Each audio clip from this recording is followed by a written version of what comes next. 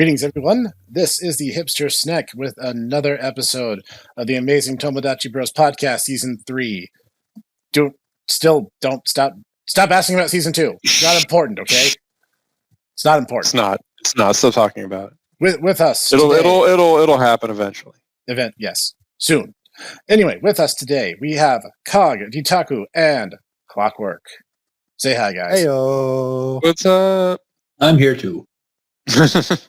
And so let's start today off with a quick round of nerd news. PS1 fans are eating well recently with remakes of Croc, Gex, Tomba. Like, we got Crash and Spyro remakes and Monster Rancher remakes in the past couple of years, and like, ah man, like if you were a fan of the original PlayStation, you got a lot to look forward to. Yeah. This has always been like a double-edged sword to me, because it's just like, I like that we're getting remakes and some of these games are coming back. Croc especially, which is funny because like I as I was mentioning before when we talked about the news before and off video, is that, it's like I remember this game being really janky, the controls being really janky, it being fun for when I was playing it, but and a Ranger was not happy with you. I don't think I would ever play it today. And then I'm like, I don't understand how that kind of game would get a remake. Hey, but it's one of those things where it's like, I guess it's one of those kind of like, well, we need filler because we don't have any ideas for some reason. So let's see. So is the dart at the dartboard. Oh, Croc. We'll remake Croc.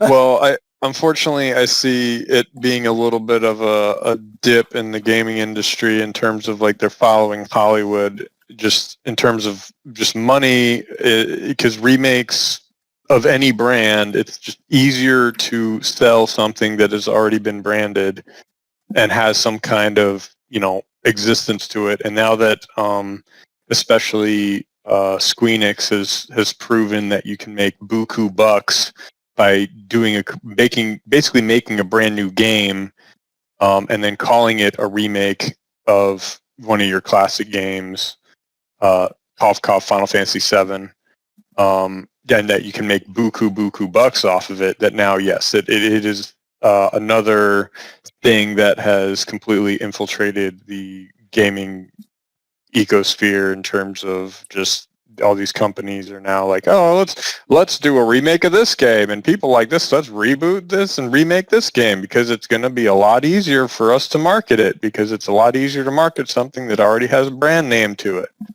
I get that, and I totally get where you guys are coming from, but I kind of see it in two different directions. Here's my argument to that. If, let's say there's a movie that came out in 1975, simple numbers. The movie was really popular. Then they're like, guys, we're gonna reboot this movie, and it was this almost 50-year-old movie. We're gonna reboot it and make it modern. Here's the thing: you still can get that movie on DVD, and it's like, if you're a real hipster, you would get it on Laserdisc. Just saying. Then you can still watch the 1975 version. A good example of this is the day the Earth stood still. The first film is really good. The remake sucks. I hate the remake with a passion. It's bad. It's really, really bad. But I'm not stuck with the remake. I can go back and watch the original movie anytime. But, I mean, do you guys still have a PS1 lying around? Like, to this day? Well, because I don't. If you're, there's other ways. A lot of people now are a lot more resourceful, and there are other methods of, emulations and things to actually be able to play older games. Let's assume for a minute that we're talking to dumb people here and not people who actually know this. Let's assume that's not an option for the sake of argument, because a good example of this is the remakes that we got of the Monster Rancher games, which I was super pumped for. Nothing is truly hardware agnostic. And so the last Monster Rancher game we got was Monster Rancher DS. I was in college when that game dropped, by the way. So it's been a hot minute. Then they're like, hey, we're going to release these remakes, which they clearly used as a bit of a litmus test to see which way the market was going, because not long after we got Ultra Kaiju Monster Rancher. And saying like, hey, we have this old thing we haven't touched in years and years and years. Here's our opportunity to see if the market still responds to it. Because like, if the Croc reboot fails, then they're like, okay, well, it's dead in the water. We're never going to touch this again. But if it does well, and like people really resonate with it, they're like, hey, there's a demand for this. It's the same thing that has gotten us a lot of good games too. Now, has it gotten us a lot of crap? Yes, absolutely. You are 100% right. And I'm not arguing that point. But there's some good that could come out of this, and I'm trying to see things optimistically. trying. Guys, well, trying. I guess there's also, there's also a differentiation between like, so is it an actual, okay, so like we could probably argue, is Final Fantasy VII the remake actually a remake? No. No, it's not. It's not the same game. It's a completely different game. It's the same story, but it's something completely different. And it's like, I would say what you're talking about, like Monster Rancher was more like a polished port. Right. So there are, it's not exactly like the film industry, but it's still, the same marketing principles are there. Yeah, that makes sense. No, that makes sense. And I don't know, it could be good and it could be bad. Because like you said, there could become an over-reliance on remakes, and that would be bad. But like, it could lead to some fresh energy getting pumped into a franchise. Like Ultra Kaiju Monster Rancher was awesome. I love that game so much. Like I remember when the trailer dropped, I sent it straight to Ditaku, and he was like, "Oh, Tecmo made a game by reaching directly into your wildest fantasies and making them manifest." And I was like, "Yeah, basically." No, you see, if it was, directly into your wildest fantasies, there would be other things coffee, involved. eggs, bacon. Whoa, I made breakfast all over that part of the audio, and now we'll never know what Ditaku was actually trying to say. Well, it's the big thing with it is just like the over reliance is the problem, is because you're not getting a lot of new ideas.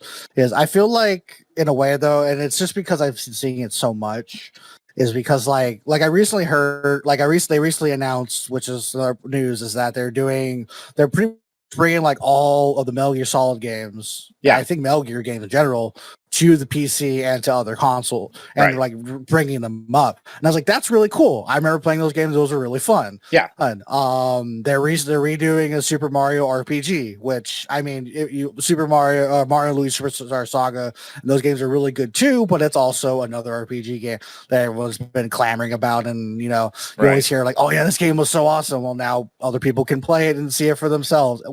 I'll bet it's new and shiny and graphically more pleasing than the original game. And that whole soul versus soulless thing comes up once in a while. I won't get into that portion of the conversation. It's really nice that people get to really see like the games that some of us who grew up with are kind of clamoring about. Whether it's, even though it's with a fresh new coat of paint, it's still hopefully the same game that we remember and love in certain cases. Right. No, that could be an entire episode unto itself. I think that's a good topic we should actually revisit in the future.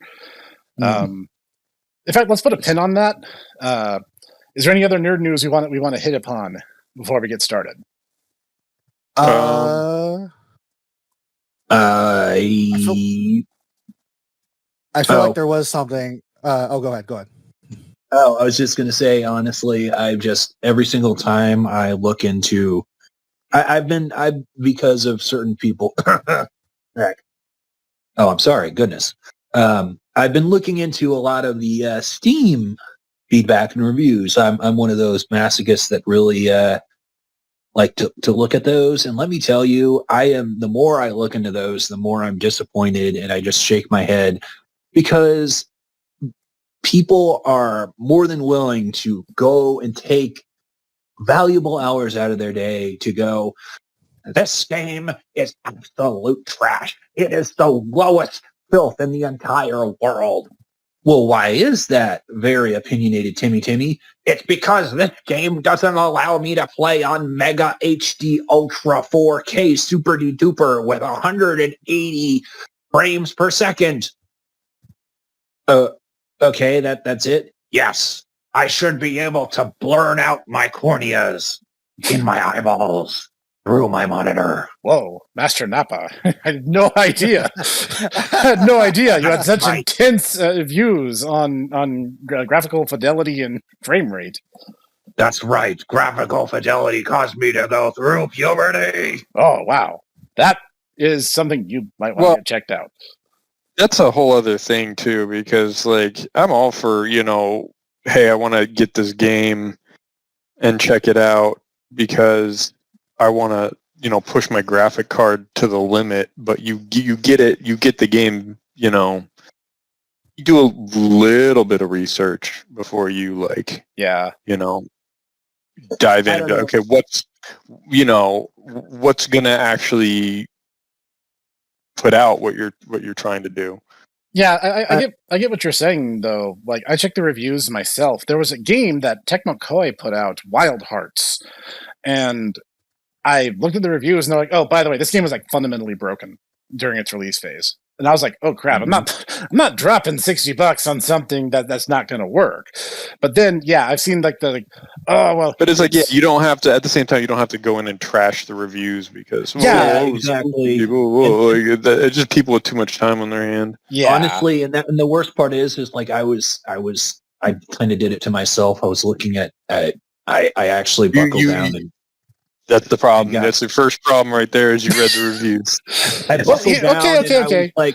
I was looking at Dead or Alive at 6, and honestly, that was my problem. Is I'm like, okay, I know that people are going to go out of their way to review bomb this because it's a Koei Tecmo game and DLC. But on top of that, yeah, it was people who were like, I need to look at Kazumi's Bazongas in 4K HD Ultra, and the game is not optimized.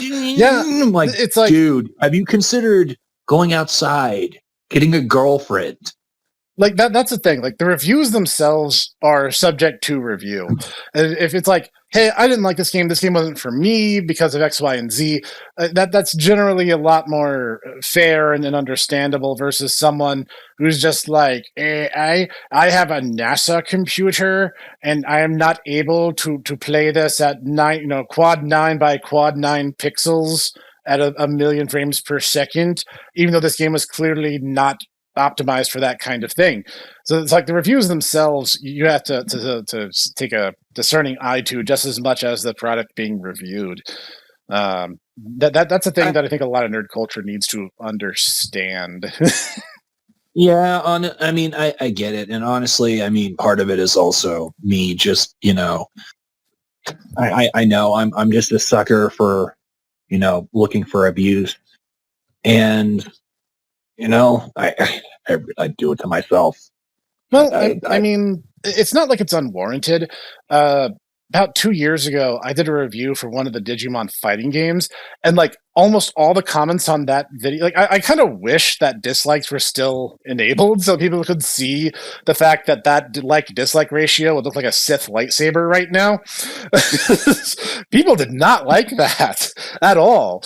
Even Gym Leader Ed was like, "Wow, you didn't like that game? Really?" And I was like, "No, I didn't, but that's my subjective opinion," and I explained why.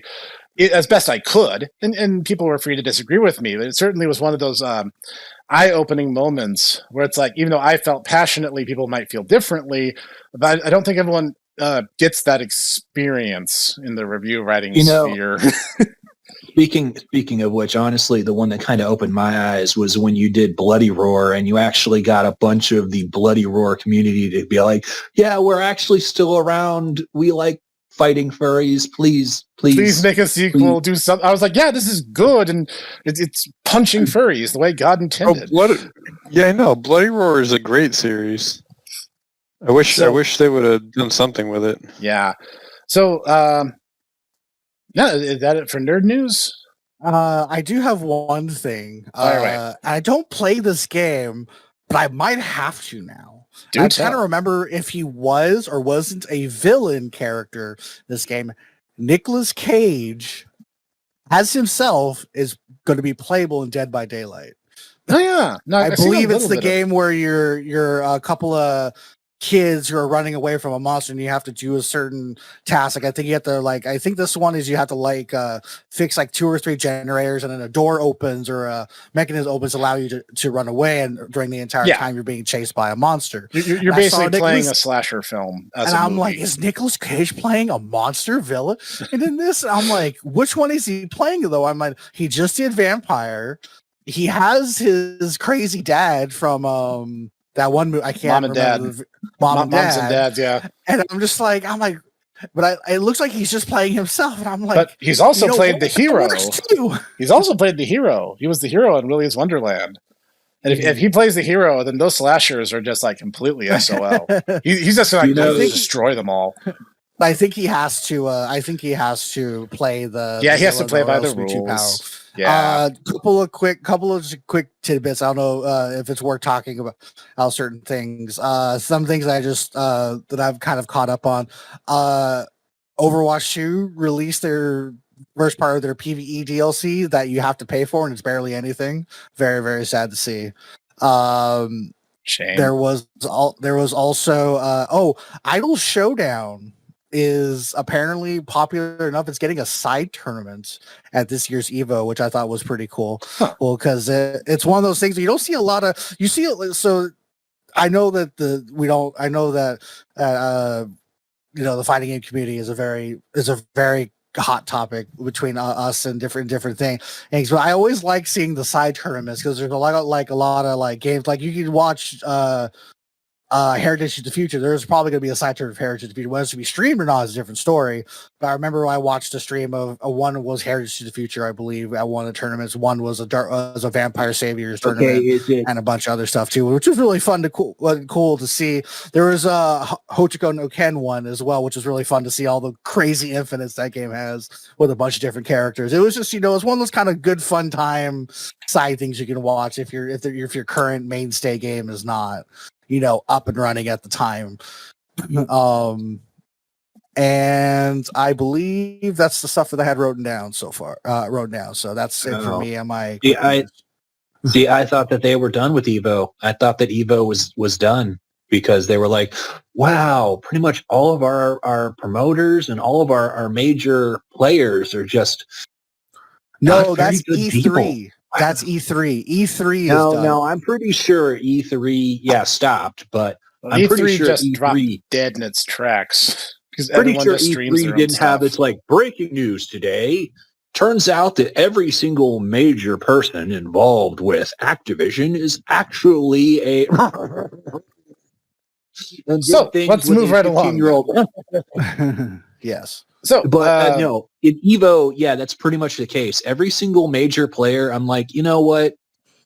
They are a creep, and they are hiding some things, and it works like clockwork, That it turns out, they're a bunch of creepy weirdos, and they probably should be investigated. And it's just, that's the thing. It's like you become a prominent member of the FGC, and then suddenly it happens. So, yeah.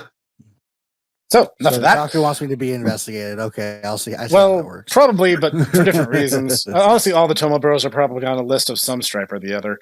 And speaking of things that will put you on a list. I am not good enough to be a member of the FGC. I'm sorry. I am not. You see, when people are like, "Oh, frame data," I'm like, "You can see frames because I can't. I am blind. I like it when I can cause the punch to shoot a fireball." Okay, that's. We're gonna stab it here. Go on, Snake. We're moving on to our main topic. Yeah. Speaking of things that'll probably put you on the list, we're going to talk about Cardboard Crack, also known as card games. This is probably going to be an ongoing conversational series, knowing us, but trading card games, also known as Cardboard Crack, is a drug that is injected directly into the eyes with beautiful imagery, and as the money from your wallet is slowly sucked out of your body. I mean, basically, several people are afflicted by this terrible, terrible condition every day, and we're all card games can also act as a gateway drug to much harder and more terrifying activities, like people who have actual Warhammer sets. Yep. And BattleTech models. pray for those people. Whoa. They need all the Whoa. support they can get. Well, wow, I'm feeling called out on that. Called out too. 'Cause I have a small Warhammer army. Oh, you poor souls. We're seeing all the ones. Oh man, I'm so sorry for you, and the fact that you know. I have a Warhammer army, and on top of that, I also have a BattleTech star. So, I'm so sorry that they ripped your soul out. And I'm so too sorry. bad we don't have Noodle here to talk about his army too. I'll take the beating later for that. He could probably put pictures of it up on his Twitter because they're actually really well painted. Huh? I'd like to see that. He's a pretty good painter. But jokes aside, trading card games they're fun, but I hate them, and they hate me, but I like them. And I think in some weird, twisted, abusive spouse kind of way, they might like me too.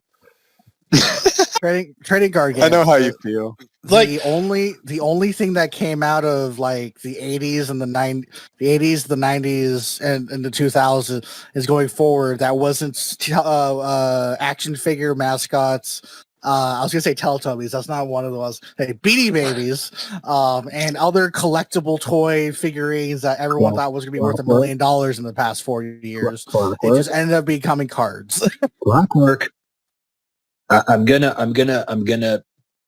pull out my actually historian thing here, and I understand. You're a little bit younger than the rest of us. Beanie Babies were the late 90s. That was like late 90s, early aughts. I said 80s, 90s. I said 80s, 90s, and 2000s. That is a huge amount of time. That's a lot of cultural flotsam to get through. And speaking of cultural flotsam, it pretty much here's the thing: trading card games, as we understand them, is a divergent evolution from where it started, because it started with like sports cards, like legit baseball cards that you would get in packs of gum, and people would try to get their favorite players, and that was kind of like all there was to it. It was just you collected them and traded them with your friends. It wasn't until Magic was not the first, but it was where it became mainstream. And Magic, oh boy, you want to talk about a love-hate relationship. So, I played Magic because a certain cog was like, hey, Snack, I have this game. It is called Magic. Would you like to try it? And I foolishly said yes, because this is how all drug addictions get started. And he's like, okay, this is how you play the game. And he showed me. And then destroyed me. And I was like, oh, I better build my own deck instead of borrowing one of his, because he knows these decks too well. I can surprise him if I build my own. So I built my own, and he destroyed me again, because I wasn't very good. It reminds me of our interactions with Weiss Schwartz. Yeah. So more on that in a second. So, like, long story short, I was like, you know what? I'm going to practice, and I'm going to like find what I'm good at, and make a good deck. So I did, and eventually it was during the original Zendikar arc. If you guys want to date this, during the original Zendikar arc, Kag and I got really into Magic Online, and it was a cheap, efficient way of playing the game in a space where you could play with anybody. And honestly, I like it way more than like all the modern incarnations of Magic, where they're like, look at how shiny our GUI is. Like, I don't care. I preferred Magic Online because it was simpler and easier to use.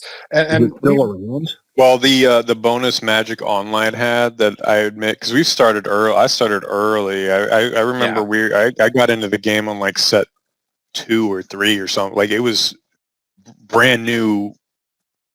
Pretty new game. It's getting really popular, but right. Or maybe not 1 or 2. I don't remember exactly, but yeah, it was pretty early. I can remember getting cards like from some of the earliest sets, but the nice thing that Magic Online had is you didn't get bullied at the local card shop or by the local like comic book shop when they had tournaments and things like that, because holy crap, kids were mean.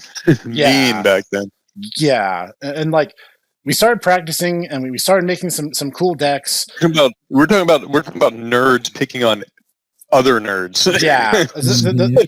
Like you're already at a card shop being a giant nerd, and now you're imposing yourself on another nerd, and like it becomes like now you're the bully nerd, and it was just like it was not a good experience. I just like, need that clip from Sonic Boom where Sonic's just like, children can be so cruel when they sense weakness.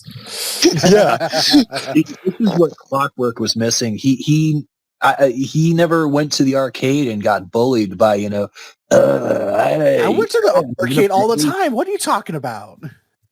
And yet you're always about, I need rollback netcode so I can play other people. I'm like, you can go to an arcade.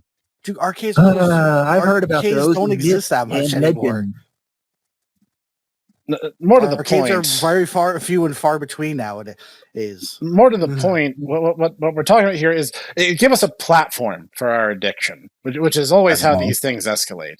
And actually, Cog and I were like tournament ready. We were actually really, really consistently good. And yeah, we were playing against another buddy of mine that actually copied the world. We were beating him too. He didn't know how to play the deck, but I recall he copied. Wasn't it the 5-color control deck? It was a 5-color control that he literally spent like $500 to copy the world champion at the time. He copied his deck, and we had decks that I think my deck cost me $7 because I had like one legendary and everything else was commons and uncommons. I think I spent like 30 or 40. You were more into it than me, but I had like 2 or 3 really consistently solid decks. And that's the thing. It was like card games are a rich man's game. And if you want the best and the meta, you always shell out. And meta into gaming is a whole episode that I could talk about ad nauseum, but that's not here nor there. So the thing is, we did really good, and then, well, real life got in the way. We fell off. That rotated out of standard, and yeah, kind of killed my drive. Standard rotation is one of those things that Magic invented to keep people buying fresh cardboard crack, and it's also one of the things that drove me out of the game entirely. It's not fun to work and engineer a really cool deck, and then like 3 months later they're like, nobody plays with those cards. So side note, from a friend who does play, and from another standpoint, the current actual most played, to my knowledge, the most played format, that's the word I'm looking for, format is Infinite, which is every set, whatever you want, doesn't matter. And the more popular Commander, which is you have one legendary card at your commander, and you have like a deck of like 100 cards of 100 cards, but it's only one card of whatever you have. Yeah, Commander just started. But Commander, I remember when people started playing Commander. Yes, Commander is like, and they've all started making Commander decks to feed off of people playing it, but has actually superseded people playing Standard in casual play, because finding Commander in casual play, yes, but go to any comic shop holding a tournament and it's always going to be Standard or Draft. Well, that's because that's what is tournament setting. If you're just playing, but most places, if you're just going there on a normal day, you have people playing Commander or Infinite or whatever have you. There will be some people, yes, who are playing their Standard decks to, maybe try to win a local tournament and stuff like that, but you don't generally play that many Commander. I mean, there are Commander tournaments. I don't know how many there are, but I mean, it's my experience. This is my anecdotal evidence, and so you can take this for what you think it's worth. But like, because all the tournaments are Standard, all the decks that I'd run into when I went there in person were always in the standard set. And if your deck wasn't, like, they wouldn't even bother playing with you. like Ditaku and I went to a couple in the area and like met some of them were pretty cool and some of them were not. And it was very much this mindset of we're standard. Why are you using old stuff? And we're just like, this sucks. These are the decks we have. This is all we got. Yeah. I mean, And I had other decks at the time, but I mean, they were kind of sort of in storage in another state on the other side of the also, country. just to point out, like I said, like me and Cog said, Commander is more recent. It's not like the beginning of this. So you would, if you're talking about the more, it's not that recent. Well, it's been around for a while now, but not when I originally going out beforehand. Commander's been around for a while now, but not like when I originally started really playing. When I started getting into like Ice Age and stuff like that, that's when I really started getting the cards and stuff like that. Okay. That was like that's like 15 years ago. Exactly, right? Interesting concept of recent. That's not that long. Clockwork says as he feels getting older. You're getting older. and let's not forget that with any successful franchise comes its imitators and the many myriad attempts at additional forms of cardboard crack. Like Duel Masters? Duel Masters, Hold on. I'm sorry, Clockwork. I'm going to have to come over to your house and slap you with my glove in order so we can actually go out and fight Marvel vs. Capcom 2 for this, because Duel Masters is the best pinnacle. It is the pinnacle of trading card games in terms of the way that the game is set up, the way that the game plays, and the fact that it actually is really intuitive and it's very simple. It's not like Magic the Gathering where you have to have a Bible upon a Bible upon a Bible of just thousands of pages of these are all the mechanics that you need to know because the game's been around for 30 years and there's a errata for pretty much everything. Funny enough, that is true, yes, in a sense. But going back to the whole standard conversation, and certain mechanics get phased out that if you're playing standard, you don't have to worry about them as much. And so you don't have to worry about that season's mechanics depending on what sets are that stuff. Like the adventure mechanic from the D&D set, I think might still be around. I don't know if that's actually standard or not still, but yes. But if you're doing like Infinite or Commander, yes, you are true. You are correct on that. But I also have to counter with Yu-Gi-Oh! And it's needing for a magnifying glass on every like high-end card because it requires the blood sacrifice of a goat. It requires your left finger, on your right hand. I said Duel Masters. I didn't say anything about Yu-Gi-Oh! I'm just saying when you're talking about magnifying glass to a card, I'm like, there's games that do it much worse than that. Clockwork, don't quote the old Magic to me. I was literally there when it first came out. I know about Yu-Gi-Oh! I know how ridiculous and stupid it was. I played it for many a moon, and part of the reason why I don't play it anymore is because I'm not the best of seeing things people. And so, yes, as you say, when you're like, you need an electron microscope and you're someone with 20/20 vision to be able to actually read what's on a Yu-Gi-Oh! Card. Imagine what poor Ditaku, who needs an electron microscope in order to use his computer. It's like, well, I guess I'm out of this game. So.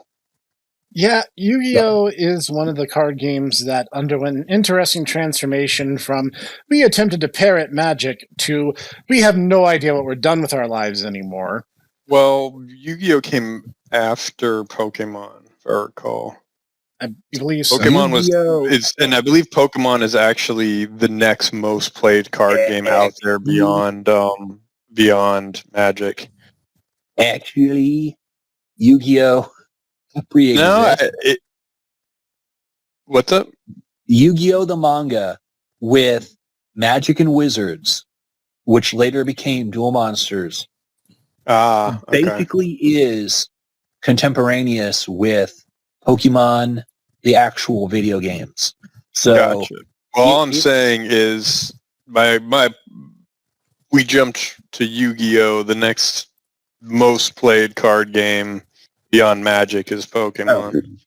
No, And then Yu-Gi-Oh's like 4th or 5th tier down. Yeah. It's infamous because, well, let's put it this way: Pokemon, the trading card game, doesn't have, a long running anime where you have. It's like, wow, I'm going to become king of the Pokemon card trainers. Yes, it was a. Which honestly, Let's make a show and then build the card game, and then the show's not gonna really follow the rules. And well, okay, to be perfectly honest, the show came first, and the card game was built basically for the narrative.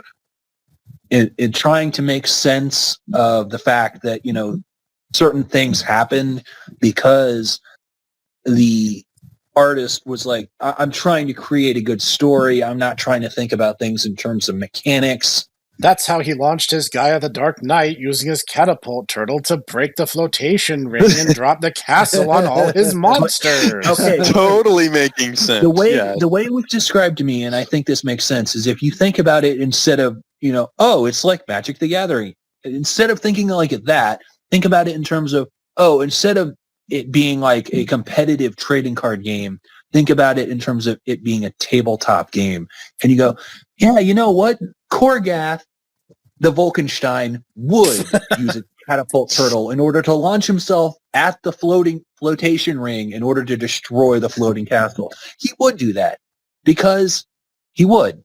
And don't tell me that he wouldn't otherwise. That makes perfect sense, actually. Yeah. and yeah.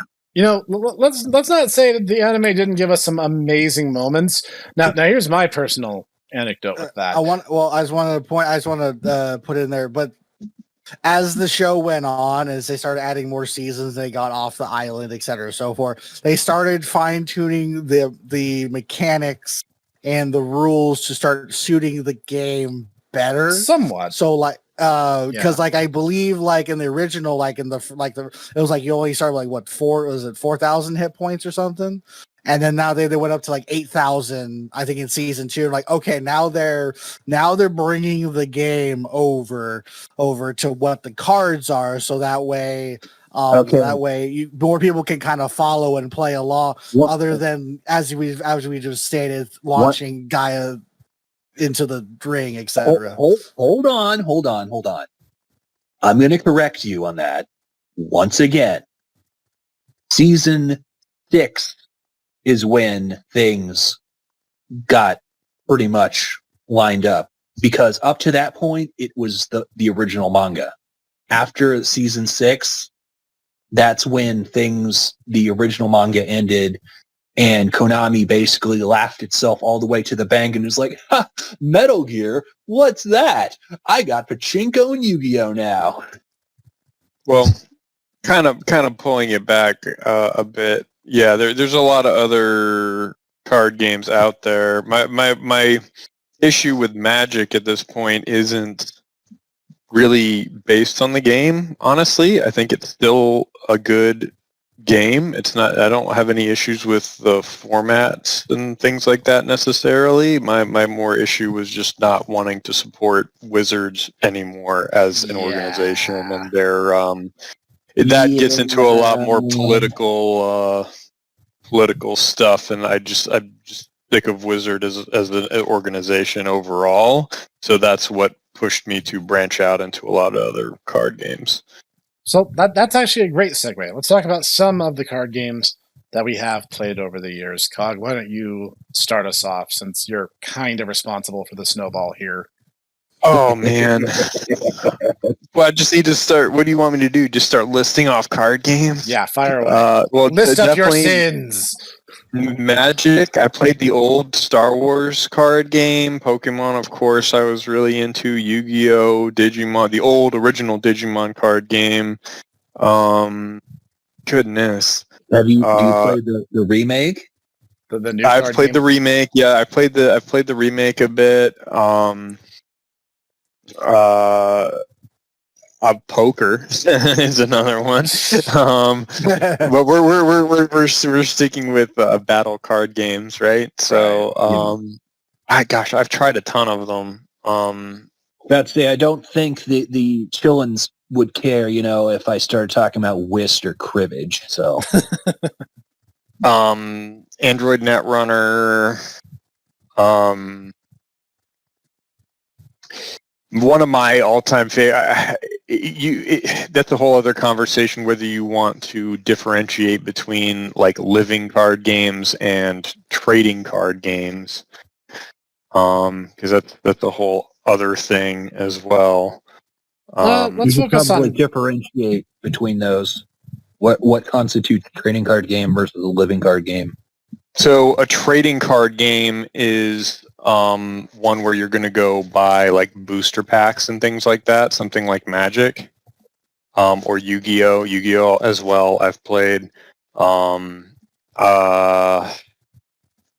Fight Vanguard is another one. The Dragon Ball card game I've messed around with. So anyway, the difference between a living card game and a trading card game is the trading card game is the one where you're going to have more of like standard sets and you're going to be going to get like booster packs and things like that, and there's regular sets that come out. A living card game is more like they put out a box set and you get that entire box of something like Ascension, for example, is a living card game where you don't go to buy a single deck or a booster pack, which I've been moving more towards living card games because what ends up happening is you go and you buy the whole thing. When you go to buy, for example, with Ascension, when Ascension puts out a new set, you're not getting an expansion, you're getting an entire standalone game in and of itself. With like 30, 60, I think it's like you're getting like 100, 120, or Dominion. I've played Dominion is another one I really enjoy. If I may interrupt for just a second, the Android Netrunner, that's the one where that's the card game where you have two decks, one's a corporation and one's the Netrunner. Yeah, one's the Netrunner. Pick up cards and you pretty much see does a Netrunner win or does the corporation win, right? That's a live. That's actually that is also a living. That is a living card game. Yes. I've wanted that game. I wanted that set for so long, and I believe it's out of print or not printing it anymore. And I hate myself for not getting it sooner. Yeah, they killed. They didn't kill it, but Fantasy Flight stopped producing it because they lost the license or something like that. But it's there's been a resurgence in the fan community and stuff because it's such a popular game. All right, go on. Sorry about it. I just want to say long roundabout way of saying is a living card game or like Call of Cthulhu, for example. It's another one. It's a living card game. It's like you go and you buy a whole box. It's like you get hundreds of cards at one time, and you share those cards to play the game together.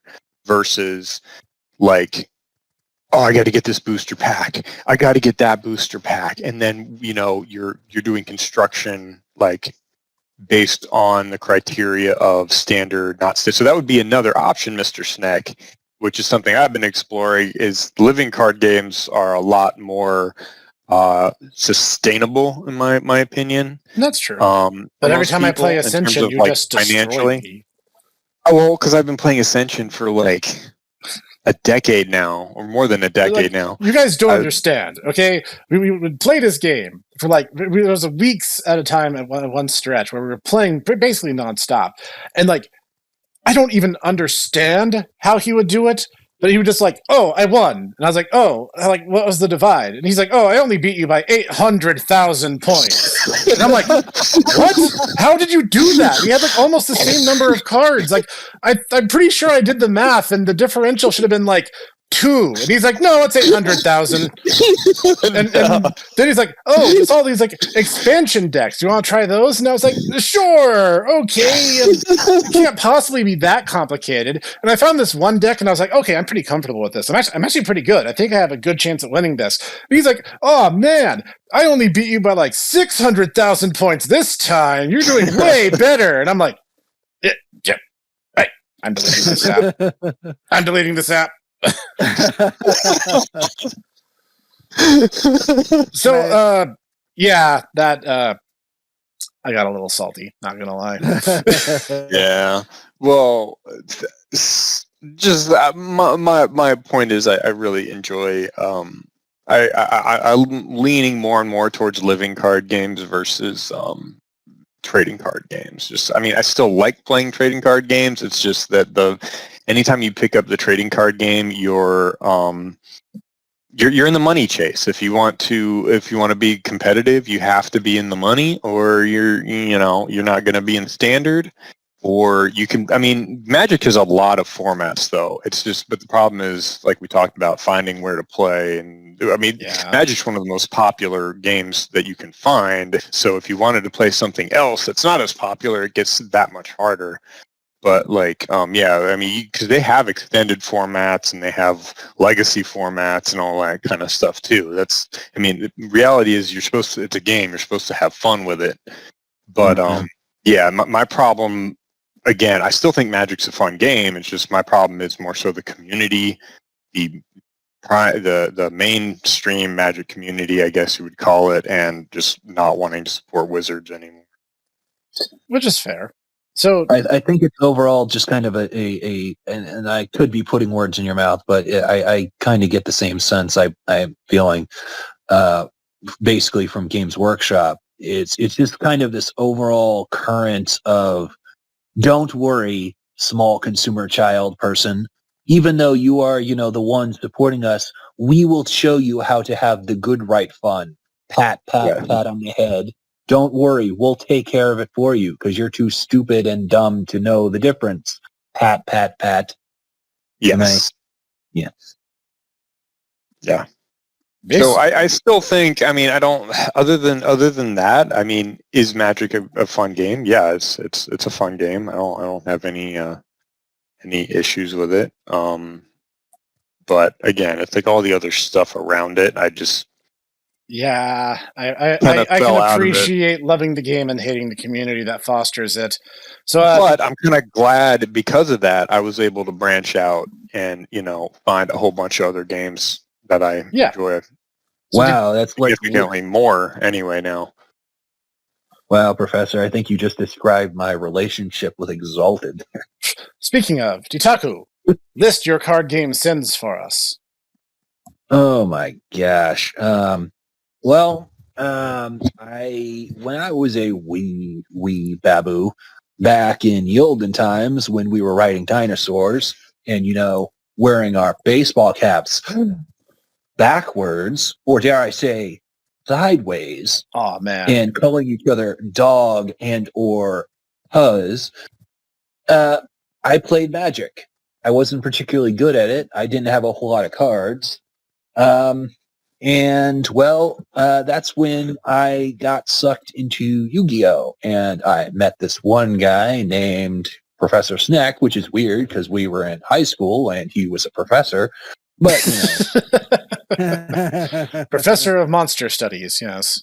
And, we played a lot of Yu-Gi-Oh! Together. In fact, we basically broke several of the Yu-Gi-Oh! Games over our knee. And then, life happened. I kind of fell out of Magic and Yu-Gi-Oh! And I've kind of dipped my toes back into both of those pretty much, a little bit over the years. I kind of fell off with Yu-Gi-Oh! After about 2013 or so. I'm like, this has gotten ridiculous. I don't even know what's going on anymore. And with Magic, I was pretty up with it up until about the very first Ravnica. I really liked the Ravnica block. The fact that it was kind of the various guilds and the various play styles they had were all really cool. I was a big fan of Orzhov, and the fact that because, and here's my main problem with Magic, I absolutely detest the land system. I absolutely detest it. Pokemon does this. Magic does this. A bunch of games do it because, well, Magic does it. But the entire thing of, oh, we're just going to have a section in your deck just be a resource card, and that's all it is. It's not interesting. It's not fun, but you need to have it for the game. And you have to have, what's the exact calculation in order to know when you're going to get these resource cards. And inevitably what happens is Ditaku is going through his calculations in his head and goes, oh, all right, I need this amount of resources. And inevitably, I will either get nothing but resources, or I'm going, I just need one land. I just need one land. I just need, please, RNGesus, Heart of the Cards, whatever. I just need one land. And meanwhile, my opponent's like, me, I have 20 Phyrexian Marauders or whatever. It's like, I wish I had whatever good sense you had in terms of deck building there. Hypothetical straw man villain, because I don't got it. Which is why I really like Duel Masters, because they don't have that resource card. All the other cards are resource cards. Oh, I'm sorry. What was that, Professor? Oh, no, I was just going to regale you with a tale of when Cog and I were playing two-headed giant format on Magic Online. And he had this really, really nasty Infect deck. I don't think Infect's been in the game for a while, but basically, if you put 10 Infect counters on your opponent, they're just dead, and you win. It's super fast-paced and super aggressive. So I was like, what could I do to make Cog invincible? So I built a deck around the mirrors, I think is how you say it. They're artifact creatures, and they generate mana. So I made a I really like the mirrors. They're kind of cute how they're like little robot birds. Yeah, they are. I remember them. They are. And I made a green, white, blue totem armor deck, which was a type of enchantment. And basically, we would play two-headed giant, and we would have people rage quit, like turn 2, when they saw the fact that I made a deck to supplement an Infect deck. In fact, we had some guys quit because Cog played an Infect deck. Didn't we? Yeah. It was amazing, like how frequently they would just see one Infect card and they're like, "Oh, opponent has left the match." It's like, "Oh, well, we win." and like we had people legit, because like, again, it was a support deck by itself. My deck could not have won any fights, at least not without a very big uphill battle. But it was designed to support Cog and just basically do just enough to keep myself alive in the process. So like we would kill guys lightning fast, or they would just rage quit. Because apparently having friends is against the rules in Magic. Basically, what I'm hearing from this is that you guys basically became a arc villain in Yu-Gi-Oh! Yes. Where, you'd be like, I am Snick, and I am Cog, and we together are the really annoying duo. Oh, no, it's the really annoying duo. Yeah, we gotta team up, too. I think and it's just side note is that I think I must have changed the name of it beforehand, because I remember Infect does the exact same effect if unless they changed the name as Venom, which used to be on the, I think it was I don't remember the card. I think it is like a King Cobra on the one of the original cards that when it attack, it's a 1/1 snake, but if it attacked and hit the player, it would give him a Venom token. If he collected 10 Venom tokens, he would automatically lose the game. Yeah, the same basic idea. Like it was called Infect, wasn't it, Cog? Yep, Infect was the mechanic originally when we were using it. Yeah, that was back in the Zendikar days, so I don't really know before or after. I don't know how that effect works because there's a card. It's not in circulation, of course, but if you're to play like Commander or Infinite, there's a card called Platinum Angel. Platinum Angel, I think it was Platinum Angel, if I remember correctly. And its literal effect is you cannot lose the game, and your opponent can't. I think it was your opponent can't win the game if it's on the field. That's the very specific way Magic cards are phrased is like, first off, it's very legalistic. Like, okay, here's a good example of this. During Zendikar, one of the sub-arcs was the Eldrazi, which is basically their version of like Lovecraftian horrors. Yeah. And the biggest of them was a 12/12 colorless creature that had no modifiers you could take advantage of and was immune to all colored effects. So Cog and I ran into this thing a couple of times, and it became apparent that we needed an answer to this thing. So I did a little bit of research, and because of the very legalistic way the cards are worded, we discovered a 3-mana spell card in white could banish it because even though it's a white card, the effect resolved colorlessly. So we had a situation in a 2-headed giant game where a guy managed to do the combo necessary to summon this gigantic creature, and in the very next turn, I immediately banished it from the game. And his entire deck was now worthless because it's legendary, so we only had one copy. The guy rage quit on the spot. Because I really hate one-trick decks, and I don't feel the least bit guilty about this. But that's a thing. And let's talk about that then. We'll get to that. I'm about to confess my sins. We haven't even touched on digital card games either yet. We've just been going through physical the stuff that we've held cards you can hold in your hand. Yeah. Oh, okay. Let's. And bringing up Hearthstone and all these other ones. It's funny because we've had three tangents and I'm still not done. Oh, I'm sorry. Go ahead. So anyways, yes, I there was an interesting situation whereupon the professor and I almost got into a kind of a Stanley Kubrick-esque situation where we were literally snowed in. We had no power, no heat, and so we were water. Just let's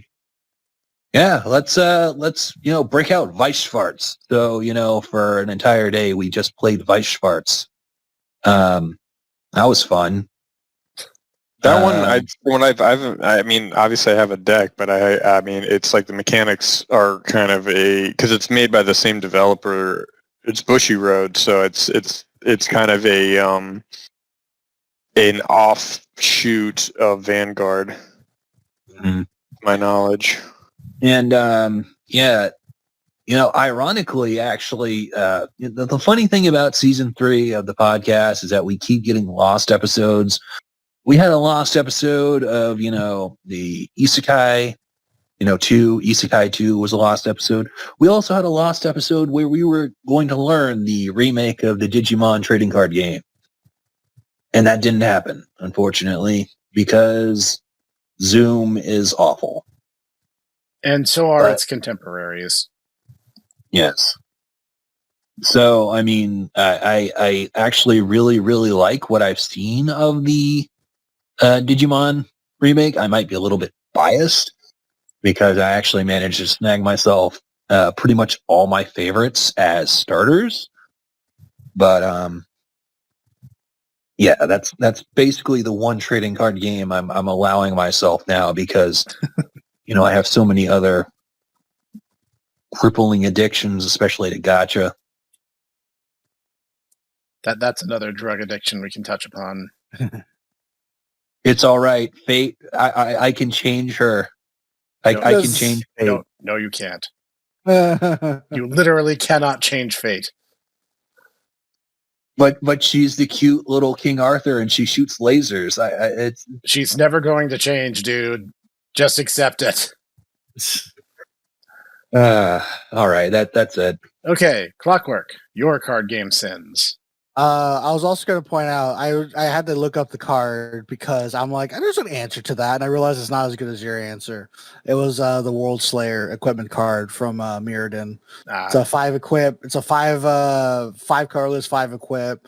If you attack attack the opponent, I thought it was deal combat damage to anything and destroy all permanents other than World Slayer on the field. And it resolves colorlessly, so everything would be set straight. But apparently, it has to actually deal damage to the player, which is bad, which is not as good as I thought it was. Unfortunately, so that doesn't work out. Yeah, this just kind of proves my point about Magic being ridiculous. To list, I played a lot of Pokemon early on. I never did any tournaments or anything for any of the games, but I collected a good amount of Pokemon. My brother continuously tells me that I need to drop like $100-$200 and get my binder graded because he says I have some cards in there that are probably worth a lot of money. From when I collected it when they first came out, because I remember I was one of the when they started coming out, I was one of the first people to go into a card shop and get like one of their like first edition like only packs or something like that. I think are worth like a ton of money nowadays. I did get I still have I hoard these things, by the way. I like never get rid of them. I have Digimon cards from the old Digimon game too. I never learned how to play that. And I don't think I have a deck to actually play it, but I have them. All right. which is like the thing. And to Cog's point, I started looking more into the live card game kind of thing because I thought those were really cool. Well, especially Android Netrunner, because I was like, that sounds really fun. I think you can still track down Netrunner sets.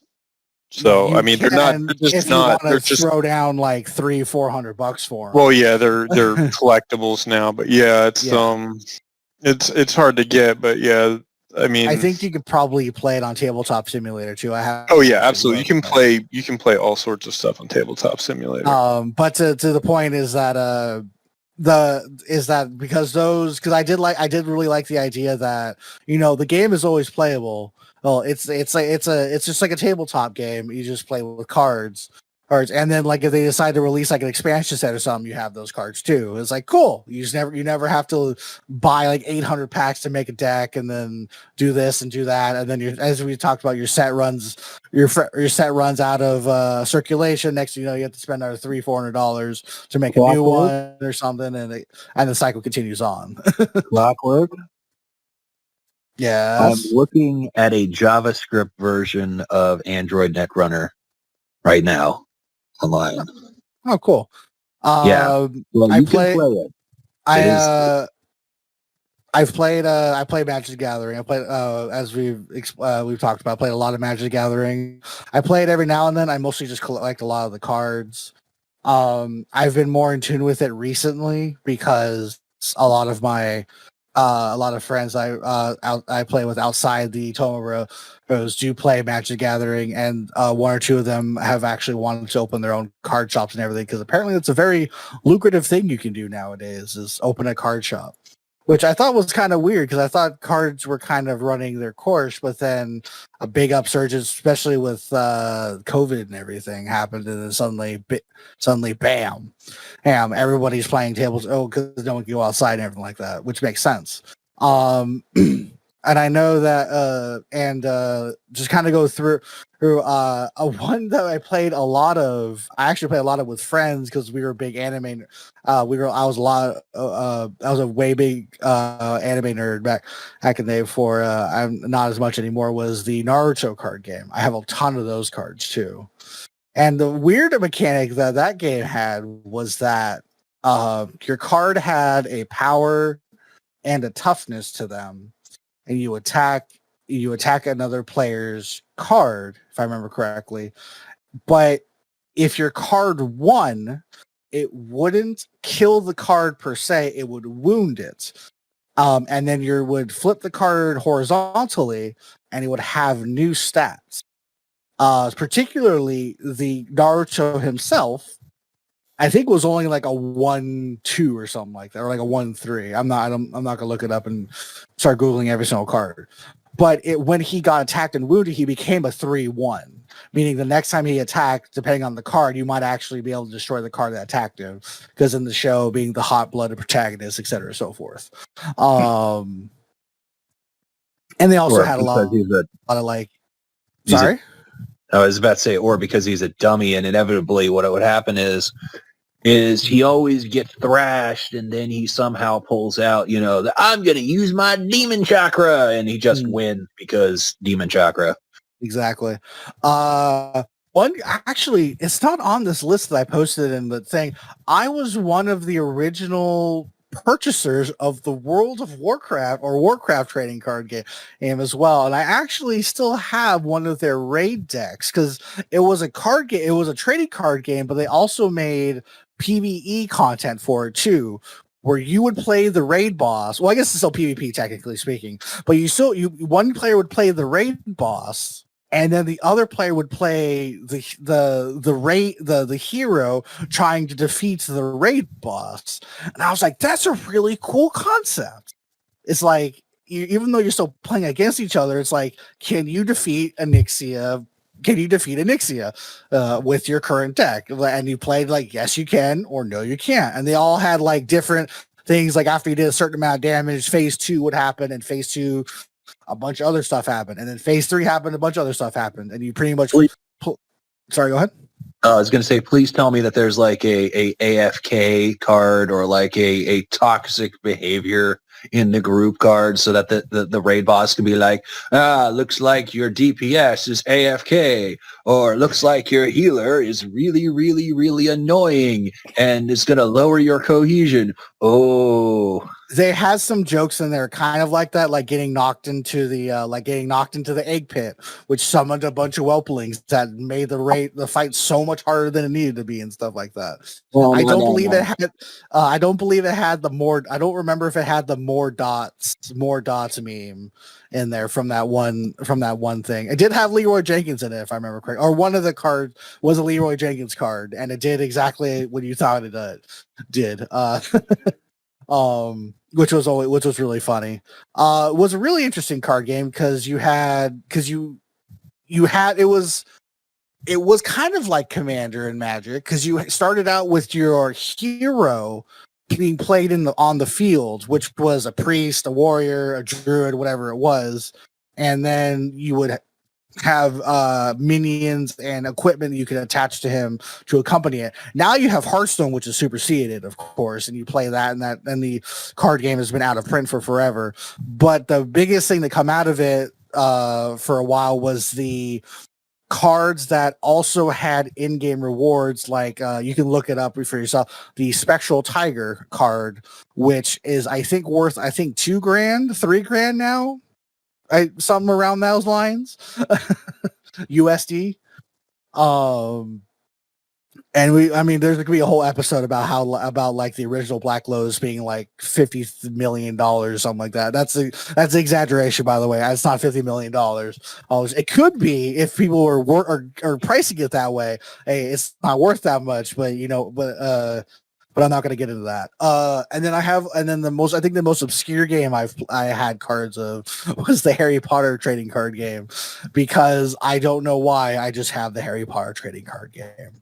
And the card game had, and the crux of it was that instead of playing lands, you played books of knowledge of the different schools of magic, and to summon creatures you need to have knowledge in magical creature care. If you wanted to transform your opponent to a chicken, you need to have transmogrification and magic knowledge, etc., so forth, in that way. All right. So I guess it's only fair that I do the same and actually confess my own sins. Oh, and Duel Masters. I totally forgot about Duel Masters, but we've already talked about that. All right. Started with Magic, Thanks, Cog.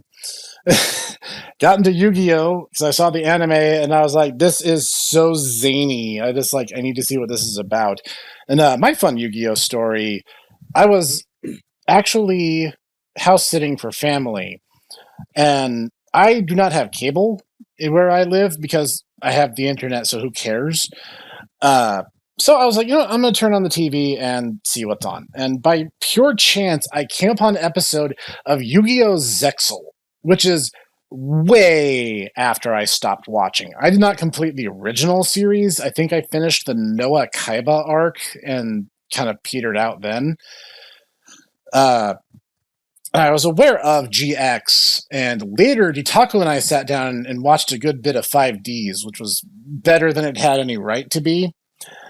So I did not have any context for this, but all I see is main character guy is standing on a roller coaster car as it's rolling. And the villain is on another one going opposite ways down the roller coaster track. And they're like, we have to finish this duel before the cars collide and everybody dies. And I'm like, what? Why? What set of circumstances allowed this to happen? And why are we not making it a higher priority to stop the roller coaster and then finish the duel on the ground? Like, what happened? I don't know.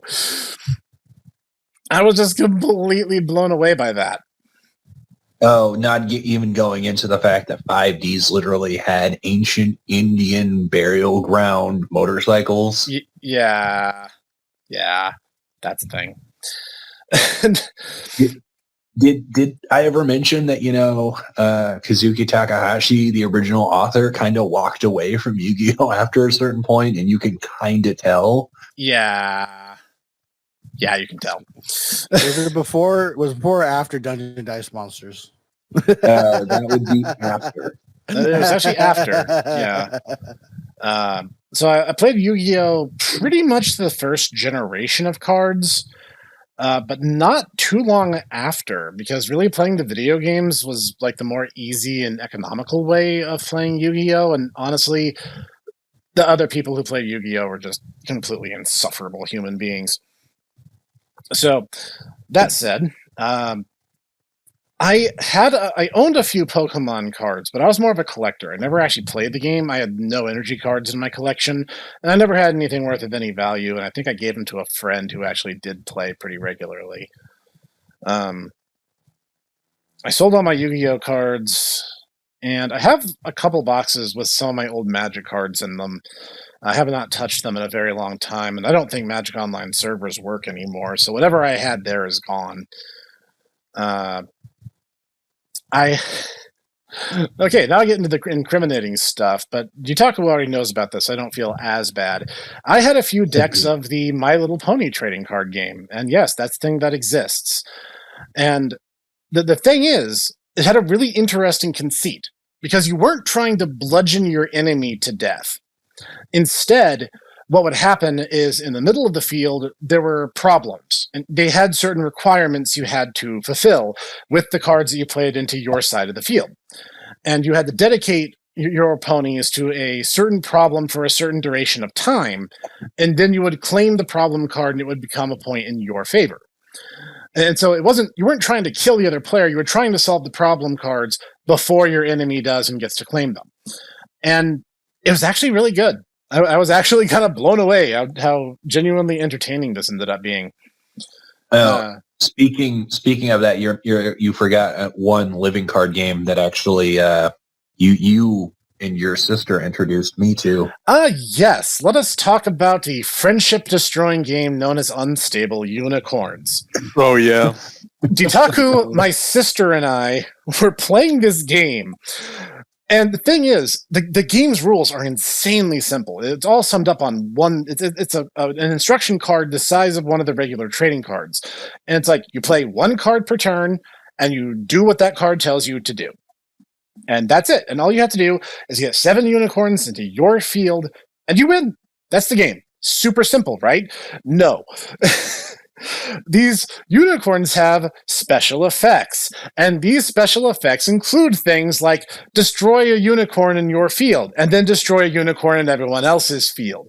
Or sacrifice this unicorn in order to summon 2 others, and then trigger and resolve their effects. So the chain reactions you could cause were absolutely cataclysmic.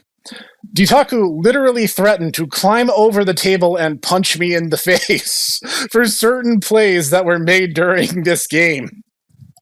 He had a card which I was about to win. I had 6 unicorns, and then he drops a card on me with a smug little hint, which changed all unicorns on my side of the field to pandas. And so any other cards that I tried to play, and I had one particular unicorn that it was like the suspiciously fertile unicorn, I want to say. Yeah, where she would out baby unicorns. Just pop out baby unicorns every single turn. That's just all she did. And so I had like 15 unicorns, but technically they were all pandas because of this one card. And I was trying to find a way to figure out what to do with it. It took me a while. He threatened physical violence, and I believe the catchphrase of the game is, anger your friends. Unicorns are your friends now. They're not wrong, by the way. I really enjoy, so moving to living card games, there's a lot of those that I enjoy. I mean, like Race for the Galaxy is another one.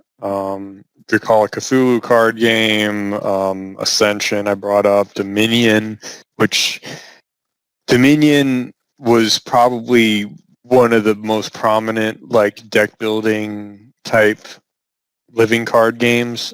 Then Ascension kind of spun off. Ascension is basically kind of like the child of Magic the Gathering plus Dominion. And then there's just been a ton of other ones since then. Or I mean, not even since then, but there's been just a ton of other. There's a ton of other ones out there, and a lot of them are actually really good. But the nice thing, again, just mechanics wise, is you don't have to play the money chase. You're playing the game for the fun of playing the game. It's not it's not something where I lost because my opponent has this 2 or 3 ridiculous overpowered cards in their deck that basically makes them unstoppable, because that was what I was running into. I mean, the cool thing with Magic is both, yes, it's very customizable, but then it's also, it's every card game has ways to break the meta, or you know what I mean. It has its meta. That's the thing. That's the proper term. Yeah, every card game has its meta. And it's like we could go. Like I said, this is probably going to be a continuing series because I'm sure me and Snet can go into a long whole other conversation and we sure can. And, I was gonna say, we haven't even gotten to Teppen yet. We haven't even brought up the digital card games and Teppen and some of these other ones that are out there. I'm just saying, ladies, you ever want to make Professor really, really, really mad? You're like, you got him on the lockdown. You're like, baby, I'm gonna tick you off. All you need to just be like, Black destroy, and he'll just go crazy. Oh my the Teppen will be its own episode. Okay, I'm not getting into that now that we're an hour and 20 minutes into this. Yeah, all right. We're gonna have to do a separate Teppen episode. That is because of all card games, I have dedicated the most time and the most mental energy and the most deck building experimentation is in Teppen. I love Teppen. I hate Teppen. It's both a digital. It is a card game. It is I would say it is a trading card game. It is a collectible card game. Yep. However, it is a free to play.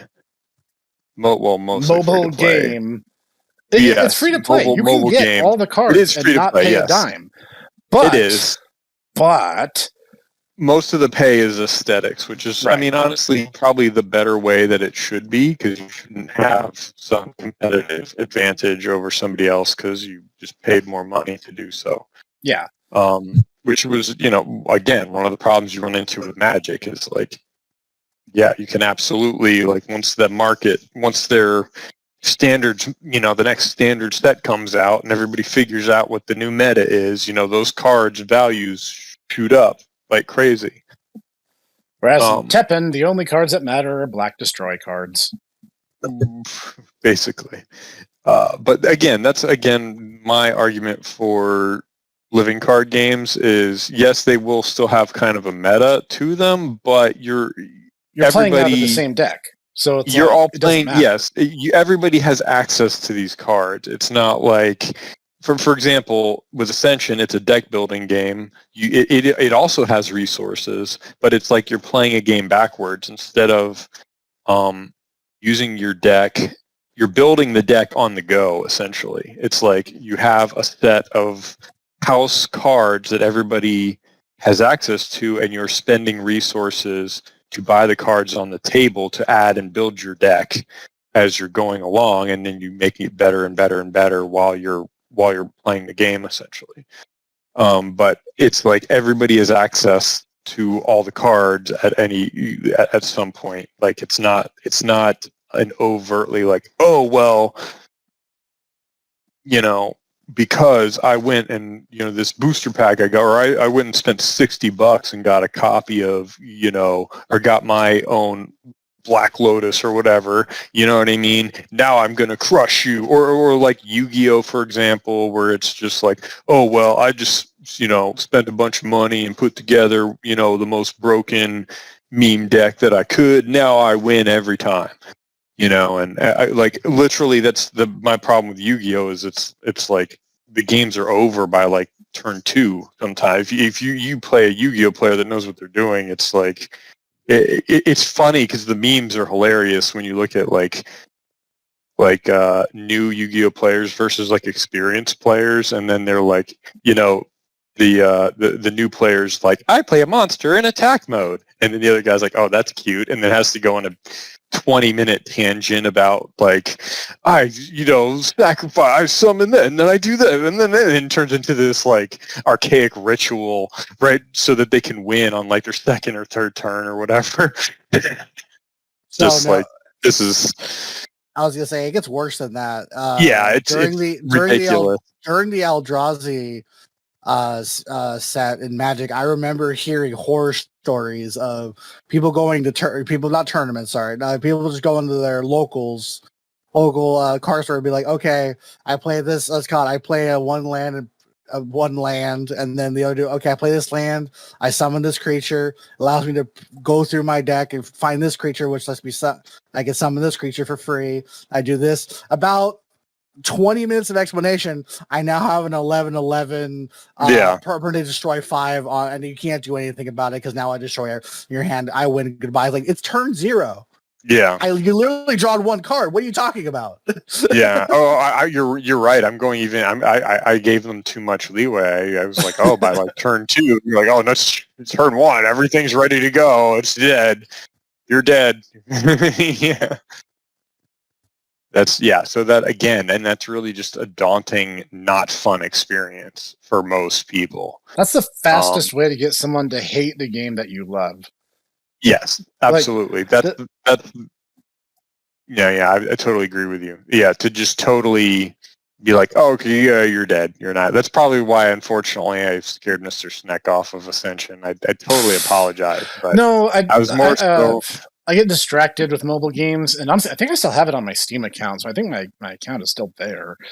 I just need to, be a good loser and get good. The nice thing about Ascension is it's, by the way, folks, it's not just a mobile game. You could probably you can get a full set. You can go buy the box, and it is every expansion box that you get, you can play independently without any of the other sets. Yep. And I tip my non-existent hat to that foresight in their design, because it is a fun game. And I need to relearn it and start playing again. I'll be honest. That said, the fastest way for someone who loves a game to make someone hate it is to play as aggressively against a new player as they would against someone who was already on their level. This goes for any kind of game, regardless. And this is kind of what I was hinting at earlier when I mentioned that meta is the fastest way to destroy a game. I actually saw a tweet the other day that I thought was really, really compelling. This guy, there's some shooter game, I'm not familiar with it. But this guy made a tweet about how, I'm just dominating everyone, and I know all the strategies, and I know every inch of every map, and I always win. And I'm like, you are literally the guy who kills games, because if the meta takes over, is allowed to take over, it will become a virus within the game. And you will only see people who either play the meta or play a counter meta. And there may not even be one of those. The only choice may be to just play the meta, because that's literally your only choice, and every single casual player will drop off, because they'll either be dominated by the meta or be stuck in lobbies of people just as clueless as them, who will eventually be crushed by players playing the meta. And if you have a $5,000 perfectly meta, perfectly honed and construed Magic deck, and you play against some guy who just got his first starter box, you're going to win. But you're going to make that person hate the game forever, and you're going to be the reason why. And I leave that as a cautionary tale, because that's the opposite of fun. And in fact, that was actually something Ditaku and I were talking about right around the time Smash Ultimate came out, where you had something similar happen. Didn't you told me about that, Ditaku, when you were playing Smash at a friend's house or something? Oh, I think we lost him. Yep, Ditaku? Sorry. I stepped away for just a second, and the funny thing is you guys were talking about Ascension and about crushing newbies, and then they're like, yeah, Ditaku, me getting smashed in Smash. Yep. You're gonna have to be a little bit more specific. That's happened a lot. Well, I remember.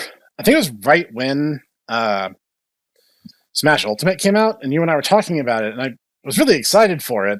And you made an aside that you weren't as excited, and I was like, oh, why is that? And you mentioned some story about, like, you tried to play, and, like, the dude basically went full the meta on you. Oh yes, I tried. So this is gonna kind of date me a little bit, but I suppose I've already been carbon dated already this episode. I have the original World of Warcraft cards. I've been carbon dated hard. We're all old men. That's all there is to it. So anyways, when I was a wee lad, fresh-faced and, going to university for the first time, we had a game room, and there was a GameCube there, which had Smash Brothers Melee.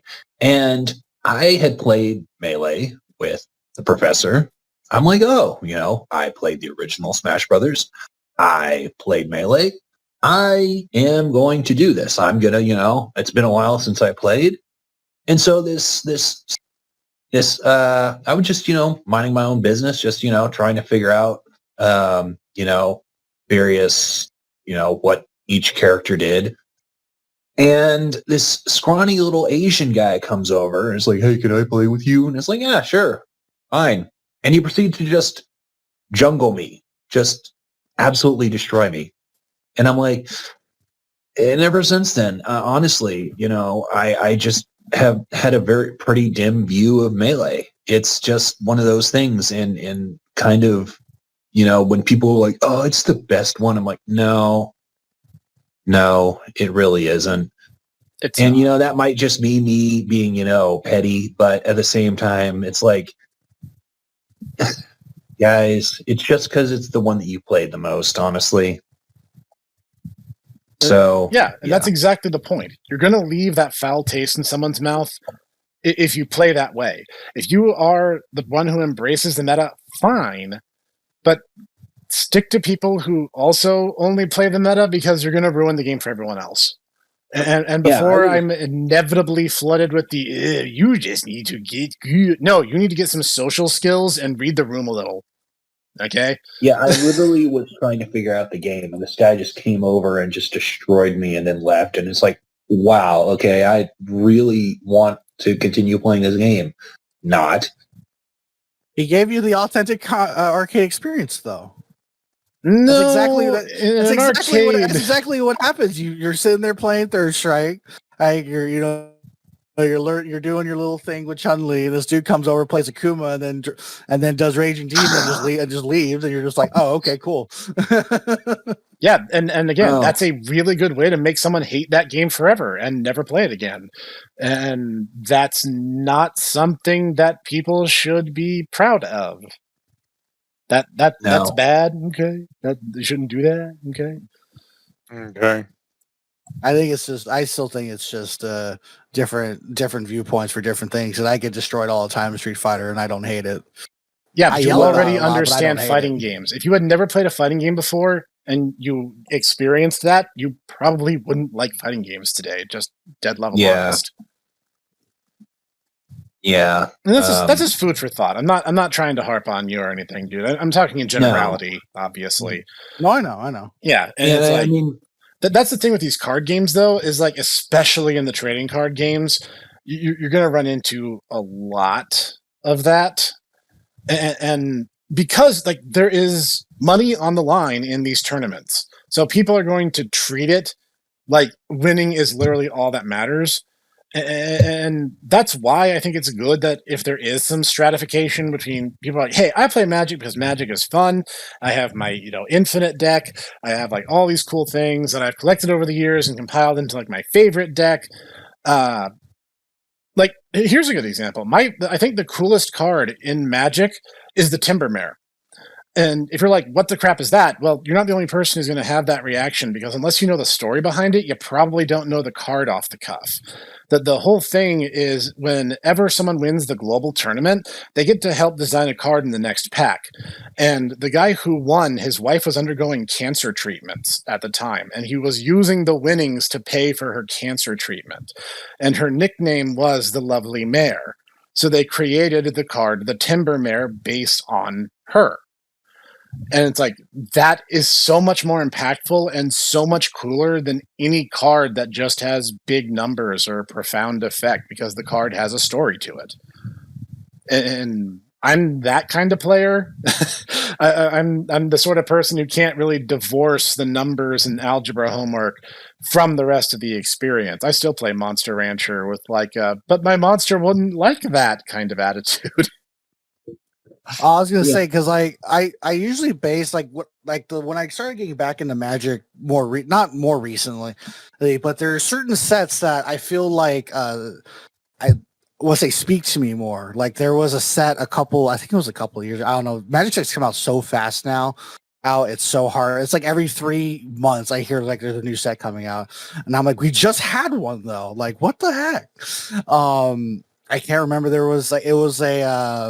It was in like an Adventures carnival, like an Adventures celebration or something, where all the cards were themed after like kind of a steampunky like tech invention type thing, or magic tech kind of inventions, where they introduced vehicles pretty much that you can have your cards write in, and they do specific effects when there's or they can attack when there's enough people riding in them and stuff like that. Oh, okay. Like, that's a really cool sounding set. And then there's like the Ice Age set, where this is where I started getting more into the game.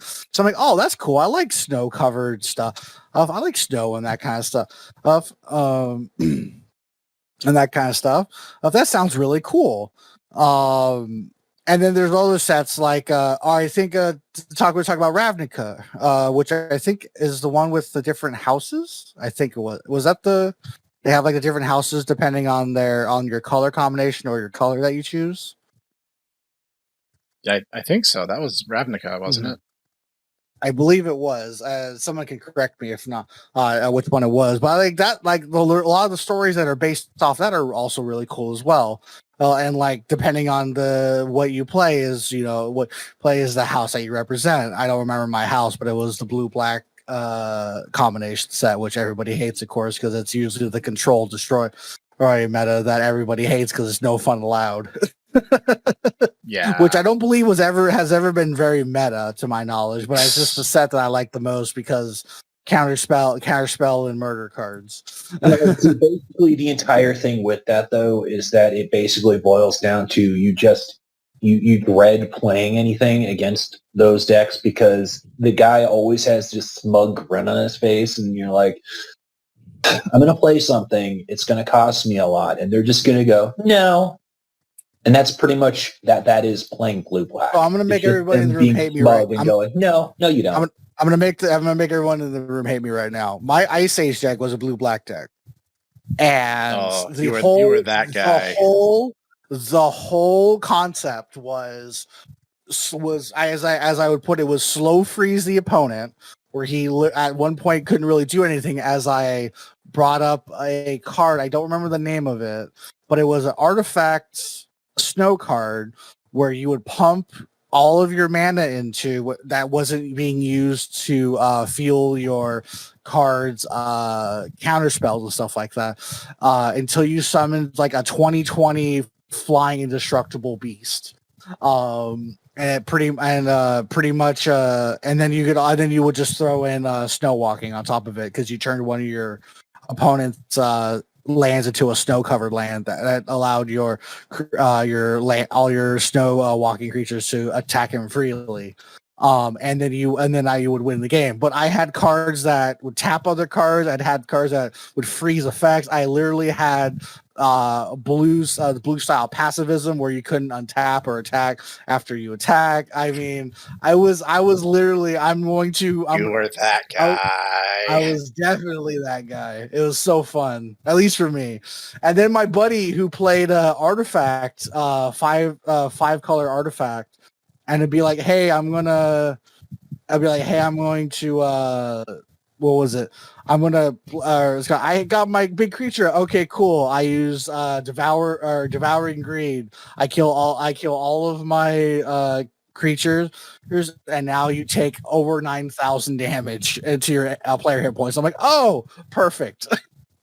So It basically, didn't matter he anyway. summoned the infinite stairwell and then shoved you down it. Yes, he did. Ooh. Ooh. Yes, hate me. Give me all of your rage. No, I think we know better at this point. I mean, of course, you'd be like, you have to be more specific. Is this, because of Happy Chaos? Is this because of Street Fighter? Is this because of, Wolfenstein?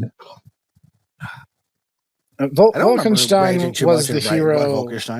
Wolfenstein was the hero that we deserved, not the one we needed.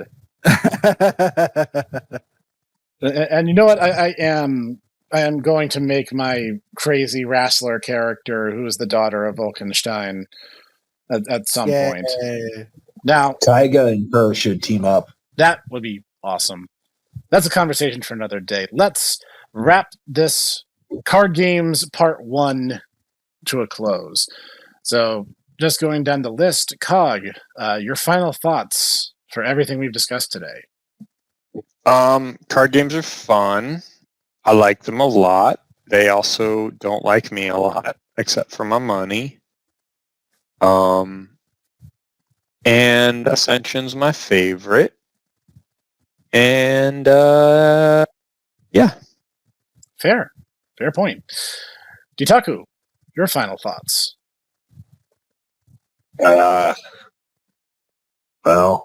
I mean, I've shed most of these except for, Digiman's, which is partially your fault. So I guess, that's, small comeuppance for, all those years of me being like, hey, Snack, here's thing, here's a series. And you're like, oh, man, now I have to read the entire series. Snack, do a whole blind playthrough of Live Alive. Oh, now do a whole blind playthrough of Horai High. And I'm like, oh, yes. Yes, I guess.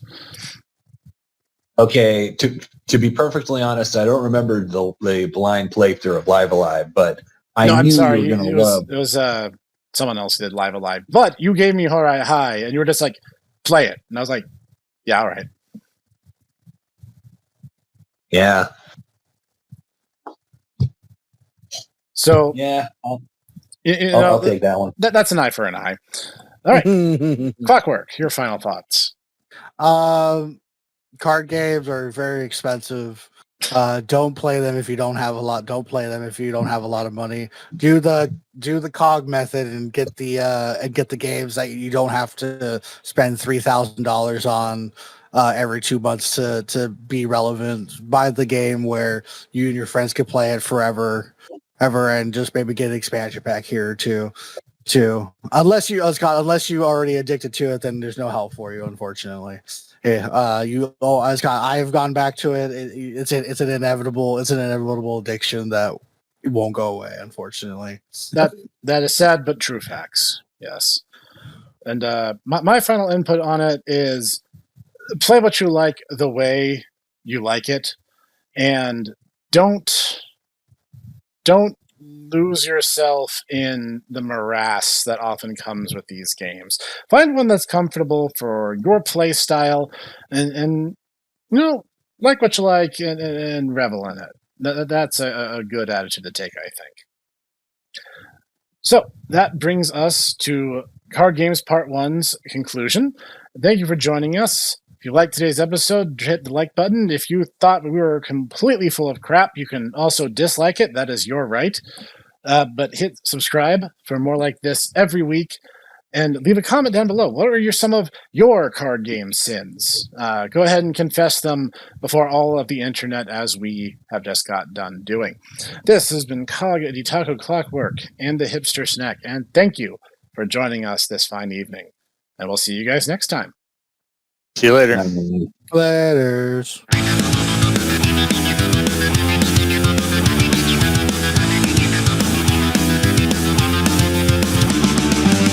Thank you for listening to the Tomodachi Brothers Review Podcast, produced and recorded by the Hipster Snack, Ditaku, and Cog.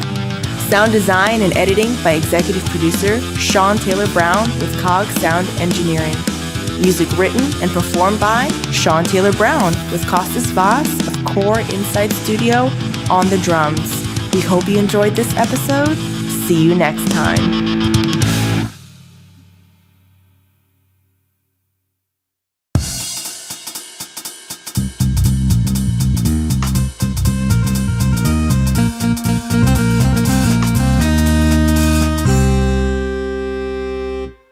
Hey everyone, thanks for listening to the Tomodachi Bros Anime Podcast. I'm one of the co-founders and co-hosts of the podcast, The Hipster Snack.